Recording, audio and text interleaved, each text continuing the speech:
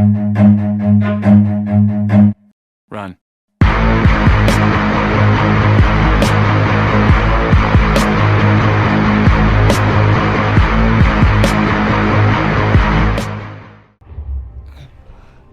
Welcome to On the Run, and it's a very special On the Run. Yes, it's a pre-Power 50 On the Run. As you can see, there's the Power 50 backdrop behind me. I'm at the MGM Macau on the night before what will be a magnificent night tomorrow, Power 50. We're here at the moment setting up, and I think you might be able to hear the music in the background. They're testing at the moment. So you're getting a little bit of a sneak preview of what will be on tonight at the Power 50 at MGM Macau, because you'll be watching this Friday morning. I'm shooting it Thursday night. So let's get into the news of the last few weeks. I haven't done an On the Run for the last few weeks because I've been incredibly busy. In IAG, Q1, Q2, Q3, Q4 are about those ratios in work. Q4 is about 4 times busier than Q1. Q1's our rest quarter. So it's been an incredibly busy quarter. Those of you who have seen me around may have seen big black circles under my eyes. So I haven't done an On the Run for a couple of weeks, but I am back here in Macau now, and getting ready for tomorrow night, which is going to be our biggest night of the year, of course, the Power 50. But let's get into the top 10 stories of the last few weeks, and let's start with number 10. Now, number 10 was that the Macau Court of Second Instance, I should say, has tripled the compensation owed by Alvin Chau to 25 billion Hong Kong dollars, and because he won an appeal, bizarrely. So talk about a Pyrrhic victory. He won an appeal, and in the appeal he was cleared of betting under the table by, I think, essentially a technicality. I'm not a lawyer, but it seems that way. However, the money laundering charges were upgraded, and his penalty was tripled to 25 billion Hong Kong dollars, which is about 3.2 billion US dollars. That's a lot of money, but of course his prison sentence remains the same at 18 years, so perhaps he can deal with the 3 billion US after the 18 years is up. Number 9, Sikkim courts. This is a really interesting story that most of you probably don't know about. What's going on in India at the moment, a market we don't cover too much, and I'd like to cover a lot more. Sikkim court has given a temporary stay to this 76 million US dollar tax bill for Delta Corp. Delta Corp's the sort of the biggest casino company in India. There's not many casinos in India. You've just got Goa and Sikkim, and I think there's one other state or place that it's legalized in, but there aren't casinos there.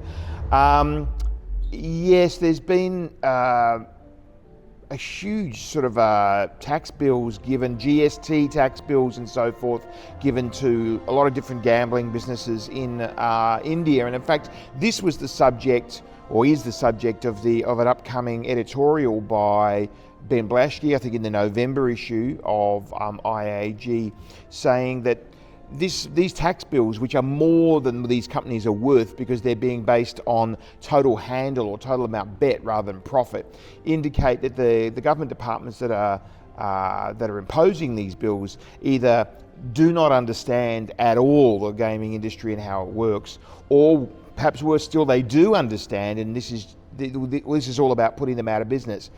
Either is equally terrifying in some ways. So that's what's going on in India at the moment. I mean, ultimately, I think the casinos and the gambling businesses should prevail, because courts will see, well, it's ridiculous to tax someone on total amount bet. The total tax bill will be more than they made gross, never mind after expenses. So obviously that is not sustainable.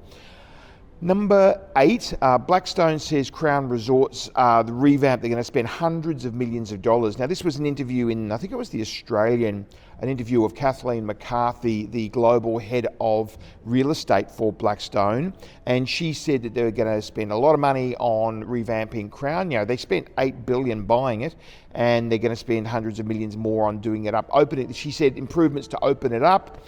I remember that property when it opened in 1997. I even remember the temporary property across the river, the Galleria property, when it opened in 1994. I was there on opening day, 30th of June 1994, and I was there on the opening day in 1997 when Jeff Kennett and who was the guy that sold it to, oh God, I've gone blank, the guy who sold it to Kerry Packer, wow, that owned the racehorses. You're all yelling it at me, I can feel you now.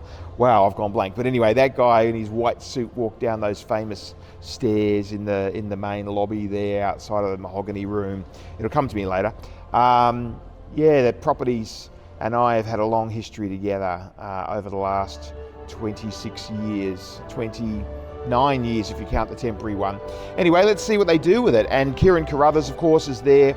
Kieran's the CEO of Crown Resorts, of the holding company that owns all of it. So he's responsible for Crown Melbourne, Crown Sydney, Crown Perth, even Crown London, I think Aspers and whatever it is they got there at Crown London, and online as well. So great job for Kieran. He's been there, perhaps a year now, but a bit longer than a year, I'd say. And he's getting them through all the stuff that's been going on in Australia. So let's see what they do with Crown. Let's see what Blackstone does with it, because it could be a great asset in the future. And if they get their license back properly, maybe they'll turn the corner. All right, number 7. Queensland introduces a bill into Parliament requiring mandatory carded play, mandatory pre-commitment, forced breaks, cash restrictions. Australia, what are you doing? They're following New South Wales and Victoria's lead here. All these restrictions are going to drive things underground. I've said it before and I'll say it again. You're going to end up with illegal casinos in Australia that don't have these restrictions. So I think the pendulum has swung too far the other way in Australia. But, this is politically popular to do this now. So let's see how this all plays out in Australia. But there are some issues. There. Now, next in line, I think it's number 10987 Ros Perun, our good friend Ros Perun, the regulator from the Secretary General of the new regulator, well, not so new, it's been there 2 or 3 years now, in Cambodia. I interviewed him in Las Vegas when I was over in Las Vegas for G2E, interviewed him at the Ainsworth Live studio, brought to us by our strategic partners in the US, CDC Gaming Reports. That was fantastic to have the use of that facility. And anyway, interviewed Ros Perun there, and he said that ultimately he thought there were going to be around 50 casinos in Cambodia, down from over 200 at one stage under the new regulatory regime. And he also said they're doing some study over there. They're taking some staff over there and studying. UNLV is helping them, and they're increasing their skills, and eventually they want to increase their enforcement. They're not really enforcing too strong on the new laws at this stage. Next story. Bloomberg reports claim that the UAE may grant a casino license to each of the 7 Emirates, meaning there would be 7 casinos in the UAE. That would be a lot. Apparently Dubai seems to be on hold at the moment. Dubai, of course, would be the jewel in the crown. But no Dubai at this stage. The first one clearly is going to be the Wynn property at Ras Al Khaimah, Al Rak as it's called, on Al Marjan Island. But of course, if a Dubai casino opens, then that will affect the Wynn property. Abu Dhabi might be the next one. It seems that they're pretty keen. Bill Hornbuckle from MGM's been pretty vocal about the fact that he'd love to have a casino there. And Jim Murren, the former MGM chairman, has been appointed as chairman of the new regulatory authority. The General Commercial Gaming Regulatory Authority has been established in the UAE, and it's Jim's job to set up a national lottery and to create a regulatory framework for casino gaming in the UAE. So, Muslim country, casino gaming, well, it's happened before, Malaysia. So let's see what happens in the UAE. That's a very exciting thing for our industry. And Inside Asian Gaming will be bringing it to you all the way, because I better increase my volume, because the volume's gone up in there, and the testing and the music, because it's Asia. Middle East is Asia. So we'll be testing that. We'll be covering that, the UAE, every step of the way. Galaxy came out and said that they actually issued a press release, a very blunt, short press release to say they are not considering resumption of Boracay Integrated Resort. You remember at one stage they announced that potentially that they were going to do an integrated resort in Boracay along with LRWC, Leisure and Resorts World Corporation, which is now called Digi Plus. This is Albie Benitez's company.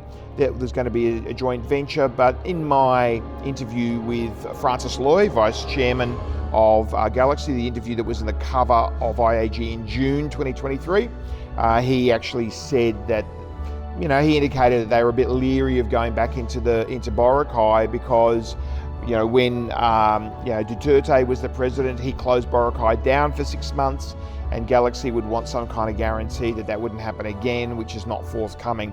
Look, I think what's happened here simply is that Digi Plus, I should call them Digi Plus because that's their name now. I think Albie Benitez's company would love to be in a partnership with Galaxy. Who wouldn't? And they were sort of stirring the pot a little bit and fishing to see if they could get Galaxy interested in Boracay again. Galaxy didn't bite, and that was that, I think. So they actually came out later, and a few days later at Digi Plus and said, no, Boracay's off the cards. I think they would only do it if they could do it with Galaxy. I think we're up to number 3 now. Las Vegas Sands had a great Q3.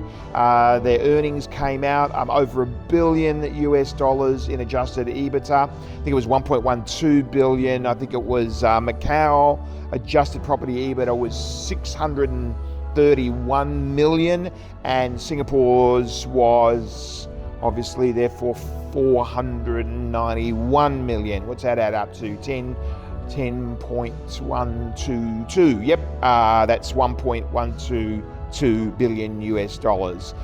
Interestingly, Macau's 631 million was on a revenue number or a net income number or something like that of 1.8 billion. So that's about 33%, whereas a little over 35% maybe. Whereas Singapore's 491 was on 1 billion, so that was 49.1%, call it 50% between friends. Wow, isn't Singapore profitable? I mean, the bottom line margin there is stupendous.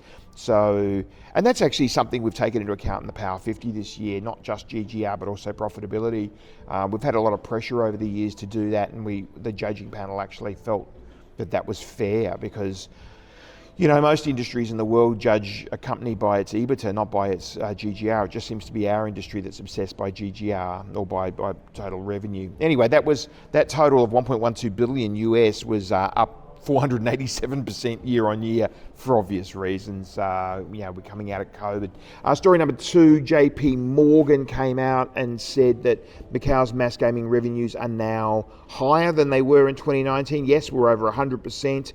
October 2023, which was a bumper month with the October Golden Week, of course, was 105%.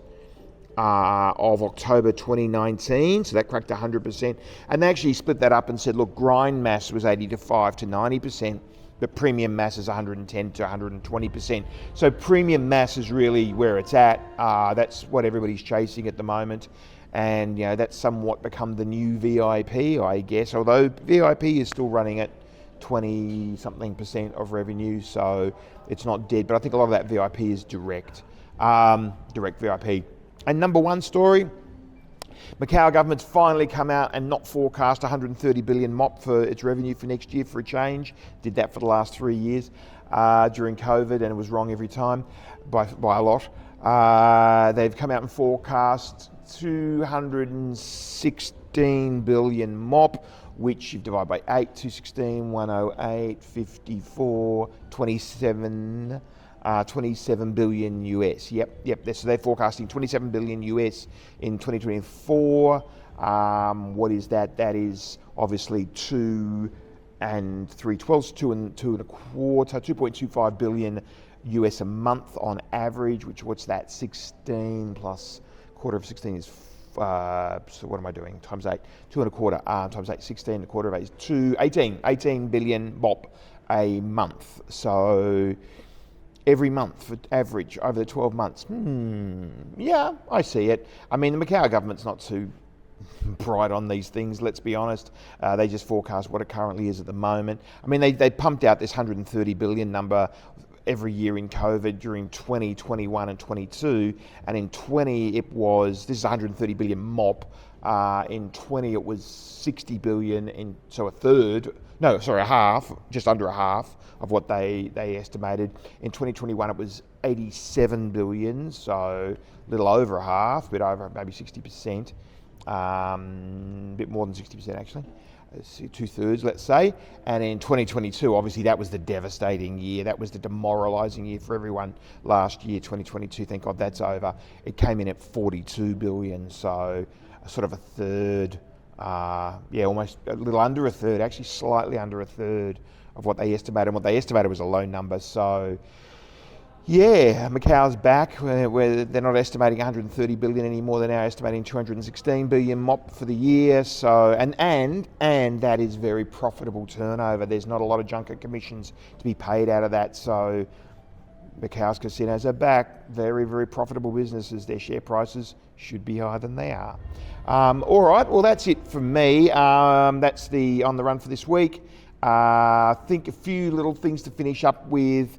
Macau, obviously Power 50 tomorrow night. Or tonight for you, if you're watching this on Friday, the November the 3rd. I'm shooting this at, what time is it here? 6 or nearly 7 p.m. on Thursday the 2nd. So we'll have Power 50 tomorrow night, or tonight for you. It's going to be a great night, really excited. MGM have done a fantastic job setting up already, and obviously we're not finished setting up yet. So I'm excited about that. Then Macau Gaming Show is back, MGS show, November 14 to 15. It's going to be a first in-person show, so make it along to that. It's going to be a relatively small show compared to past years, but it's the stepping stone to a much bigger show next year. So I'm excited about that. IAG is organising a one-day conference on November the 14th. Operators, suppliers, and a few very interesting different panels that you'll learn something from rather than the usual suspects you always get in these conferences. So we're excited about that. And then finally, our last two MADs of the year, our Christmas MADs. December the 1st, we'll have a Christmas MAD, Mad Santa as we call it, at City of Dreams, Nobu in Manila. Thank you to Jeff Andres and Melco and all the team over at City of Dreams Manila. That'll be on the patio. It'll be lovely there in early December on the patio at Nobu at City of Dreams Manila. That'll be a really nice Christmas party, very elegant. And then 2 weeks later, exactly, we will be at our traditional Macau Christmas party location, which is Grand Lapa, Artisan Grand Lapa. Thank you to Rutger Verschuren for that. And that will be on December 15. Just 4 days before IAG breaks up. We always traditionally break up for the year on December 19 and take a well-earned break until the first Monday in January. So that's it for me. Wow, the music's really pumping here. They're testing everything. I better get inside and take a look and see what's going on. And if you're coming to the Power 50 tomorrow, I look forward to seeing you. And if you're not, check it out on the live stream on IAG's YouTube and IAG's LinkedIn account. If you're not a member, if you haven't joined IAG's LinkedIn account, you should. More than 27,000 people have. So you can watch the Solaire Bloomberry cocktails from 6:30 p.m. to 7:30 p.m. be live streamed tomorrow night. And then also there's live photography as well. So go to, if you want the live photography QR code to get live pictures as the Power 50 is rolling out, go to iagpower50.com, click on 2023 dinner. Click on the guest information package, go to page 9, and you'll see a great big QR code on there. Scan that with your phone or even with your computer, or scan that with your phone and get the link and send it to your computer, and you will see live photography through the night from our professional photographers. As the photos are taken, they'll be uploaded there within minutes. So you'll be able to, if you're not at the Power 50, you'll be able to keep up with the Power 50. So that's tomorrow night. All right, that's it for me. I'm looking forward to a big Power 50 tomorrow, then a relaxing weekend, and I will see you next week and on the run. Bye for now. See ya.